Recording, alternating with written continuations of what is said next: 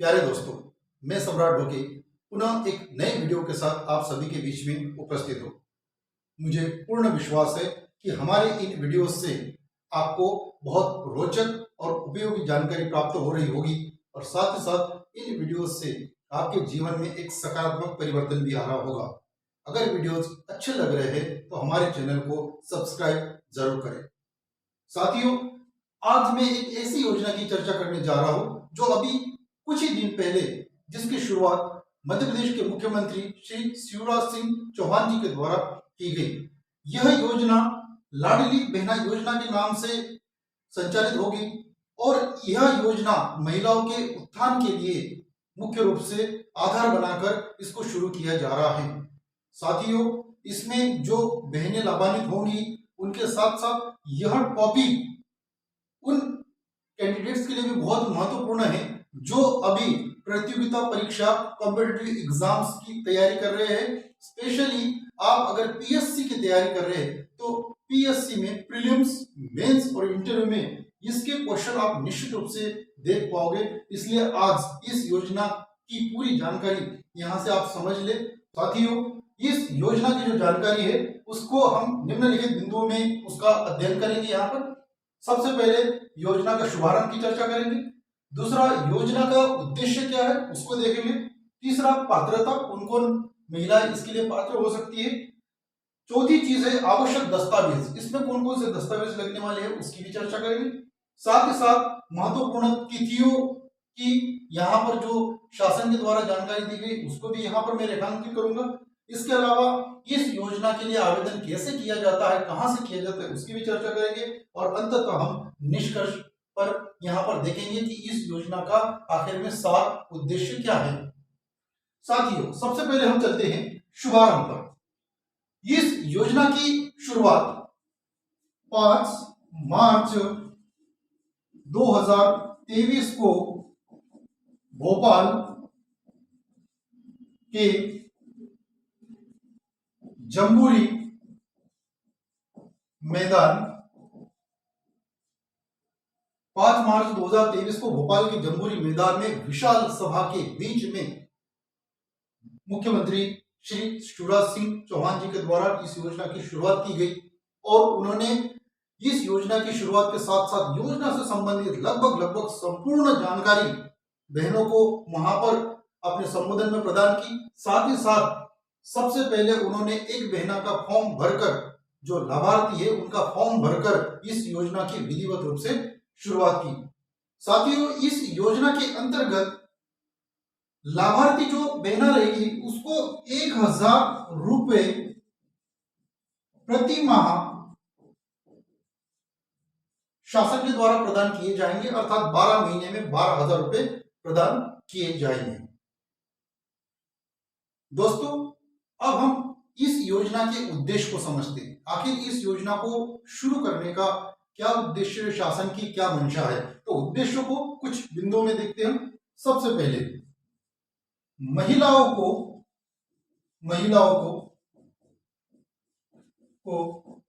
आत्मनिर्भर बनाना, इसका प्रमुख उद्देश्य। दूसरा उद्देश्य है महिलाओं को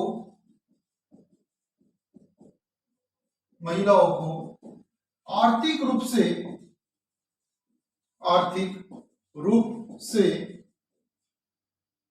संपन्न करना, महिलाओं को आर्थिक रूप से संपन्न करना या संसाधनों से युक्त करना। तीसरा इसका उद्देश्य है महिलाएं अपने नवजात बच्चों की समुचित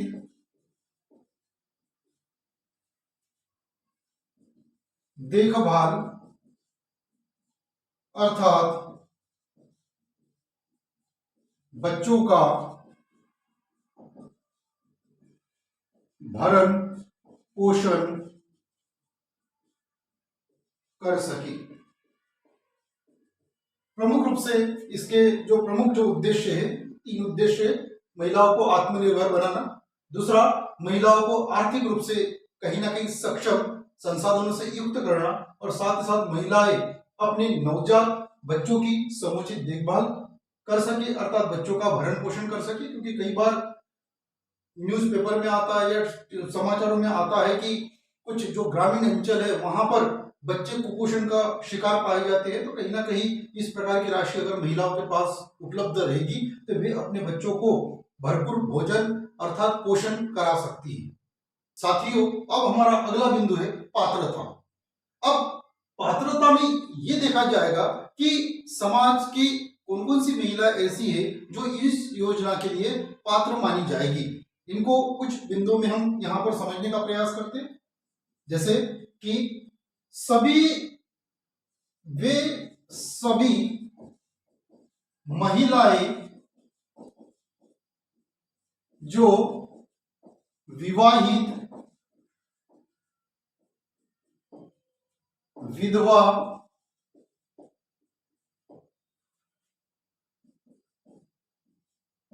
तलाकशुदा, परित्यक्ता है। पहला बिंदु ये हमारा ये कह रहा है कि वे सभी महिलाएं, समाज के सभी वर्गों की वे सभी महिलाएं जो विवाहित है, विधवा, तलाकशुदा या फिर परित्यक्ता है। दूसरा बिंदु, उनकी आयु सीमा 23 वर्ष से 60 वर्ष के मध्य हो। दूसरा बिंदु ये कहता है कि जो महिलाएं इस कैटेगरी में आती है उनकी आयु 23 वर्ष से 60 वर्ष के मध्य में हो। अगला बिंदु ये कहता है कि परिवार का कोई सदस्य शासकीय सेवा में न हो। परिवार का कोई भी सदस्य शासकीय सेवा में न हो, अर्थात सरकारी नौकरी पर नहीं होना चाहिए। अगला बिंदु है परिवार के पास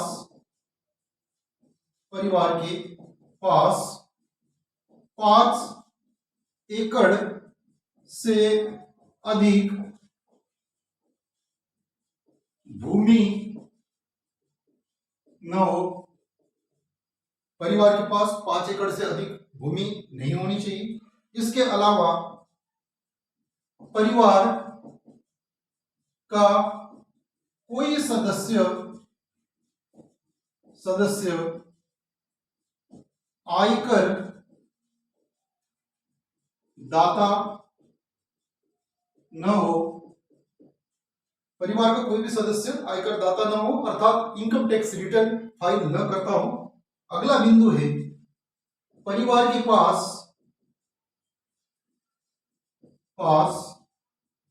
कोई 4 पहिया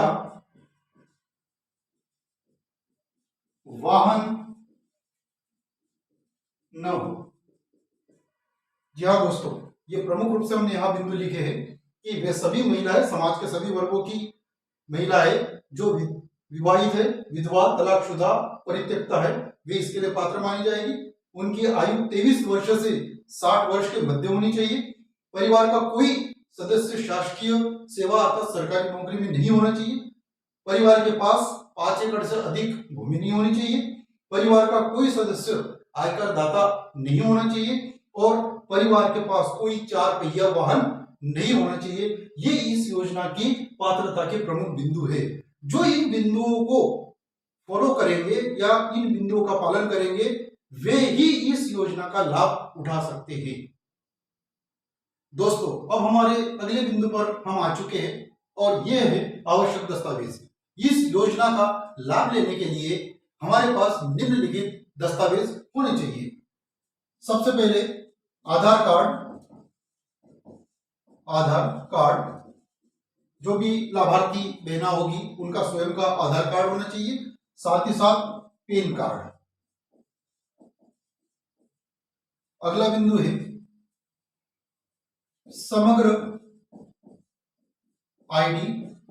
आपकी समग्र आईडी होनी चाहिए। आप किसी भी गांव में या किसी भी शहर में निवास करते हैं तो अगर आपकी समग्र आईडी बनी हो तो बहुत अच्छी बात है। अगर समग्र आईडी नहीं बनी हो तो आप इन निकायों में जाकर अपनी समग्र आईडी बनवा सकते हैं। अगला बिंदु है मोबाइल नंबर जो आधार से लिंक हो। एक मोबाइल नंबर भी यहां पर आपको उसकी आवश्यकता पड़ेगी। मोबाइल नंबर वही होना चाहिए जो आपका जो आधार में नंबर दर्ज है वही मोबाइल नंबर यहां आपको लगेगा। अगला है बैंक खाता। आपका एक बैंक अकाउंट होना चाहिए। अगर अकाउंट ओपन है तो बहुत अच्छी बात है। अगर आपका बैंक अकाउंट नहीं है तो आप बैंक में जाकर अपना अकाउंट ओपन कर सकते हैं। साथ ही साथ उस अकाउंट का KYC पूर्ण होना चाहिए, पूर्ण होना चाहिए। KYC पूर्ण होना चाहिए। इसके अलावा पासपोर्ट साइज का फोटो। इतने दस्तावेज हमारे पास होने चाहिए। आधार कार्ड अमूमन बना होता है सभी का। आधार कार्ड, पैन कार्ड अगर बना हो तो ठीक है, नहीं बना हो तो आप बना सकते हैं। समग्र आईडी, इसके अलावा मोबाइल नंबर जो आधार से लिंक हो। बैंक अकाउंट होना चाहिए आपका। बैंक अकाउंट की KYC पूर्ण होनी चाहिए और साथ ही साथ पासपोर्ट साइज का फोटो होना चाहिए। अगर ये दस्तावेज आपके पास ऑलरेडी पहले से बने हुए हैं तो बहुत अच्छी बात है। अगर नहीं बने हो तो आप इनको अभी बनवा सकते हैं। इसके अलावा अन्य किसी दस्तावेज की कोई आवश्यकता नहीं है। साथियों, अब हम अपने अगले बिंदु पर आ चुके हैं, महत्वपूर्ण दिनांक। दोस्तों, मध्य प्रदेश सरकार के द्वारा कुछ तारीखों की घोषणा की गई जिसमें इस योजना से संबंधित पूरी प्रक्रिया पूर्ण की जाएगी। नंबर 1, आवेदन प्रारंभ 25 मार्च से 30 अप्रैल 2023। आवेदन 25 मार्च से 30 अप्रैल 2023 तक किए जा सकते हैं। दूसरा बिंदु है सूची जारी 1 मई 2023 को। जिन बहनों के द्वारा जो आवेदन अप्लाई किया गया था उनकी सूची जारी की जाएगी 1 मई 2023 को। नंबर 3, सूची पर दावा आपत्ति 1 मई से 15 मई 2023। अगर किसी को अपना कोई दावा दर्ज करना है या आपत्ति दर्ज करना है तो 1 मई से 15 मई 2023 लगभग 15 दिन का समय दिया जाएगा। अगला बिंदु है दावा आपत्ति निराकरण 16 मई से 30 मई 2023। जो भी दावा आपत्ति आएगी उनका निराकरण 15 दिनों में किया जाएगा। 16 मई से 30 मई के बीच में किया जाएगा। पांचवा बिंदु है अंतिम सूची जारी। जो लाभार्थी बहनें होगी उनकी अंतिम जो सूची जारी होगी उसकी तारीख है 31 मई 2023। 31 मई 2023 को अंतिम सूची जारी की जाएगी। छठवां बिंदु है प्रथम किस्त का भुगतान 10 जून 2023 को। जितनी भी लाभार्थी बहनें रहेगी उनके अकाउंट में 10 जून 2023 को 1000 रुपए की राशि अकाउंट में क्रेडिट की जाएगी और इसके बाद के महीनों में भी हर महीने की 10 तारीख को उनके खाते में 1,000 रुपए मध्य प्रदेश शासन के द्वारा ट्रांसफर किए जाएंगे। अगला बिंदु है हमारा आवेदन। ये बहुत महत्वपूर्ण है क्योंकि कई सारी हमारी जो बहनें हैं इसमें बहुत कंफ्यूजन है। कई सारे जो बहनें हैं वो कियोस्क में या कंप्यूटर की दुकान पर जा जाकर पूछ रही है कि भैया आवेदन हमें अप्लाई करना है, कहाँ करें, क्या करें। तो साथियों, यहाँ पर मैं इंफॉर्मेशन देना चाहूंगा कि जो इस योजना से संबंधित जो आवेदन है उन आवेदनों को अप्लाई करने के लिए, आवेदन करने के लिए कहीं भी भटकने की जरूरत नहीं है। जो भी लाभार्थी बहनें हैं, चाहे वो गांव में, कस्बे में या नगर में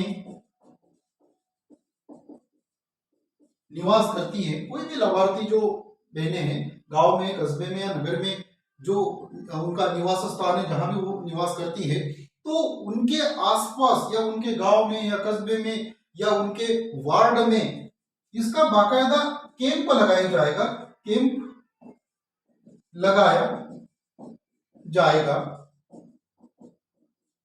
कैंप का आयोजन किया जाएगा जिसमें अधिकारी कर्मचारी गण आएंगे और वहां पर कैंप लगाकर इन बहनों के जो आवेदन हैं वो आवेदन भरकर उसको सबमिट किया जाएगा। अगला एक बहुत इंपॉर्टेंट एक पॉइंट है कि इस योजना का फॉर्म निशुल्क है। निशुल्क है, किसी भी बहना को कोई शुल्क देने की आवश्यकता नहीं, पूरी तरह से निशुल्क है। इसके अलावा अगर हमारी कोई बहना अगर अशिक्षित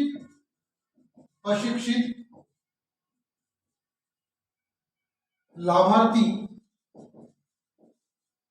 है तो भी इस योजना का आवेदन कैंप के माध्यम से जमा किया जाएगा। अगर कुछ बहनें ऐसी जो कम पढ़ी लिखी है या फिर अशिक्षित है तो उनका भी जो आवेदन रहेगा कैंप में उपस्थित जो भी अधिकारी गण है, कर्मचारी गण है, वो आवेदन भरकर वहां पर आवेदन सबमिट उनका किया जाएगा। आवेदन जो किया जाएगा, आवेदन जमा होने की सूचना